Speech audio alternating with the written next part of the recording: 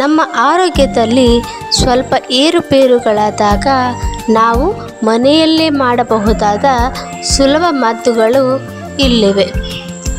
ಅರ್ಧ ತಲೆನೋವು ಬಂದರೆ ವಿರುದ್ಧ ಮೂಗಿನ ಹೊರಳೆಯಲ್ಲಿ 2 ಹನಿ ಜೇನುತುಪ್ಪವನ್ನು ಹಾಕಿರಿ.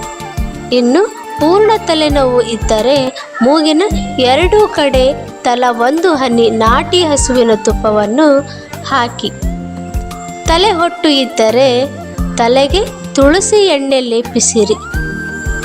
ನಿದ್ದೆ ಬಾರದಿದ್ದರೆ 2 ಮೂಗಿನ ಹೊರಳೆಯಲ್ಲಿ ತಲಾ 1 ಹನಿ ನಾಟಿ ತುಪ್ಪ ಹಾಕಿರಿ. ಕೆಮ್ಮು, ನೆಗಡಿ, ಕಫ, ಅಲರ್ಜಿ, ಅಸ್ತಮ ಇದ್ದರೆ ತುಳಸಿ ಕಷಾಯವನ್ನು ಸೇವಿಸಿ. ಹಾಲನೆರೆ ಆಗುತ್ತಿದ್ದರೆ ಎಂದರೆ ಮಕ್ಕಳಲ್ಲಿ ಸಣ್ಣವರಿರುವಾಗಲೇ ತಲೆಯಲ್ಲಿ ಬಿಳಿ ಕೂದಲು ಆಗುತ್ತಿದ್ದರೆ ಮೂಗಿನಲ್ಲಿ ತಲಾ 1 ಹನಿ ನಾಟಿ ಹಸುವಿನ ತುಪ್ಪವನ್ನು ಹಾಕಬೇಕು.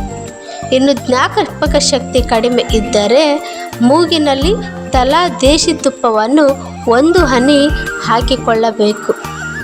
ಕಣ್ಣು ಕೆಂಪಾಗುತ್ತಿದ್ದರೆ ಕಣ್ಣಿನಲ್ಲಿ ಔಡಲ ಎಣ್ಣೆಯನ್ನು ತಲಾ 1 ಹನಿ ಹಾಕಿಕೊಳ್ಳಬೇಕು. ಇನ್ನು ಕಿವಿಯಲ್ಲಿ ನೋವು ಇದ್ದರೆ